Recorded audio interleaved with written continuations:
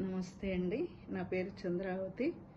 అలాగే మనకి ధ్యానాన్ని, జ్ఞానాన్ని అందించిన పత్రి సార్కి, అలాగే స్పిరిచువల్ టాబ్లెట్స్ ఫౌండర్ అయిన డాక్టర్ జీకే గారికి నా శతకోటి వందనాలు తెలుపుకుంటూ, మరి ఈరోజు నేను మీ ముందుకు వచ్చానంటే చాలా ఆరోగ్యంగా, ఆనందంగా ఉన్నాను. నేను ఈ ధ్యాన మార్గంలోకి వచ్చి 14 సంవత్సరాలైనా, ఒక 3 సంవత్సరాలు నేను కంటిన్యూగా చేయలేదు. 2014లో నేను ఫస్ట్ టైం కడతాల్ వెళ్ళడం జరిగింది.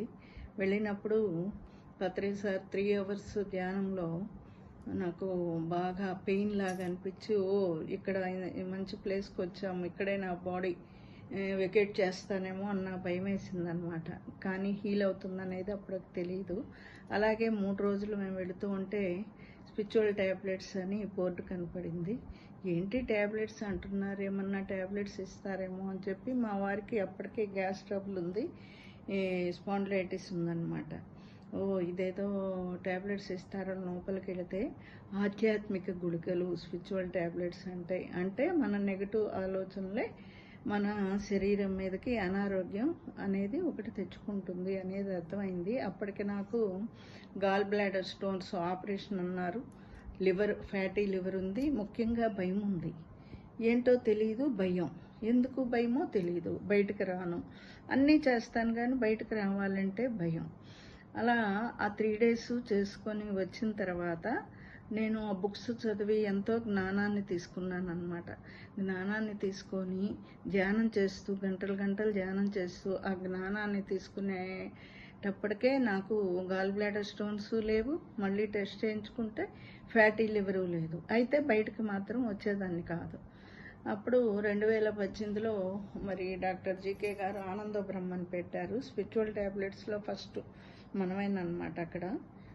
సారు అన్నారు, అమ్మ ఇట్లా క్లాసులు అది అంటే ఆనంద బ్రహ్మ చెయ్యాలంటే మరి 3 నెలలు వర్క్ ఉంటుంది అక్కడ. ఆ 3 నెలల వర్క్కి విశ్వనాథ్ రెడ్డి సారు, మరి CEO Sridevi madam, Asha madam, ఉడా రాజలక్ష్మి మేడం, మైలవరి రాజలక్ష్మి మేడం, కాకినాడ సుధా మేడం, వీళ్ళందరూ రావడం, వాళ్ళ దగ్గర వాళ్ళ అనుభవాలు నేర్చుకొని వీళ్ళు ఇంత పంచుతున్నారు, నేనెందుకు బయటకు వెళ్ళడం లేదు అనేది నాకు అనిపించేదన్నమాట. నాకు ఎప్పుడూ కలల్లో బస్సు, అలాగే ట్రైను అలా వస్తూ ఉండేది. ఇంకా మాట్లాడితే కూర్చున్నానంటే ధ్యానంలో పత్రి సారు నువ్వు ధ్యానం పంచాలి అని చెప్పడం జరిగింది. అలాగే మరి తటవర్తి వారి ముందు కూర్చొని నేను క్లాస్ చెప్తున్నాను. అమ్మ బాబోయ్, నేను బయటకే వెళ్ళినా క్లాస్ ఎలా చెప్తున్నాను అని అనుకునేదాన్ని. జీకే సార్ ఆనందపురం వచ్చినప్పుడు, అమ్మ మీ వర్క్ చాలా ఉంది, సార్కి ఆరాలు తెలుస్తుంది కదా, ప్రకాశం జిల్లా అంతా మీ చేతుల్లో ఉంది, స్పిరిచువల్ ట్యాబ్లెట్స్ ఒక్కళ్ళు కూడా లేరు, మీ చేతుల్లో ఉంది అన్నారు. అమ్మ బాబోయ్, నేను బయటకే వెళ్ళాను, నా చేతుల్లో ఎలా ఉంటుంది అని అనుకున్నాను అనమాట. అయితే ఆ రోజు నుంచి నేను ఎలా కాల్స్ వచ్చాయో తెలియదు, ప్రకాశం జిల్లా, నెల్లూరు, పిడుగురాళ్ళ, గుంటూరు, విజయవాడ అన్ని క్లాసులకి 3 days వర్క్షాపు, 1 day వర్క్షాపు వెళ్ళడం జరిగేది. చాలా ఆనందంగా, అద్భుతంగా మరి నేను ఈ జ్ఞానాన్ని నేర్చుకున్నాను. చక్కగాను ఆరోగ్యంగా కాళ్ళ నొప్పులు వచ్చినాయి, తగ్గించుకున్నాను. అంటే నా ఆత్మకు ఆనందం అయిందేంటి, కోలాటం నేర్చుకున్నాను, మరి భాషలు కూడా నేర్చుకుంటూ ఉన్నాను, ఏదో ఒకటి నేర్చుకుంటూనే ఉంటున్నాను. ఎప్పుడైతే మన ఆత్మకు ఆనందం అవుతుందో మన అనారోగ్యాలు ఈజీగా తగ్గుతాయి. అలాగే నాకున్న శారీరక భయం, మానసిక భయం, బుద్ధి భయం, ఆత్మ భయం, శరీరానికి ఏదన్నా అవుతుందనే భయం ఉండేది, అవన్నీ ఉన్నాయి కదా గాల్ బ్లాడర్ స్టోన్స్ అది అని. అది మానసిక భయం కూడా ఉండేది. ఈయన బయటకు వెళ్తే ఆఫీస్కి మళ్ళీ వచ్చే వరకు తెలియకుండానే భయం అనమాట.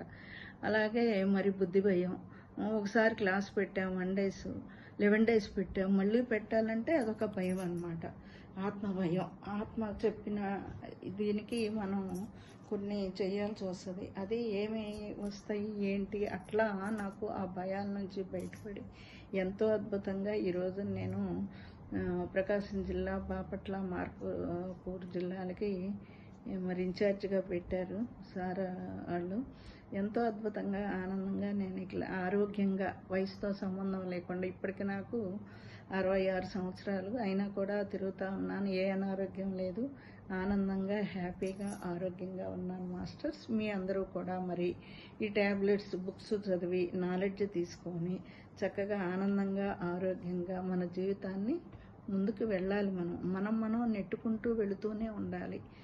అది ఎప్పుడైతే మనం ముముక్షువుకి 4 శత్రువులు ఉంది కదా, ఆ శత్రువుల్ని జయించాలన్నమాట. నాకు కూడా ఆధ్యాత్మిక పథకం ఉండేది, అసంపూర్ణ జ్ఞానం తెలుసులే అనుకునేదాన్ని. కానీ అవన్నీ కూడా కాదు, ఇంకా ఇంకా నేర్చుకోవాలి అనే తపంతో నేను ఈ రోజున మీ ముందుకు వచ్చాను మాస్టర్స్.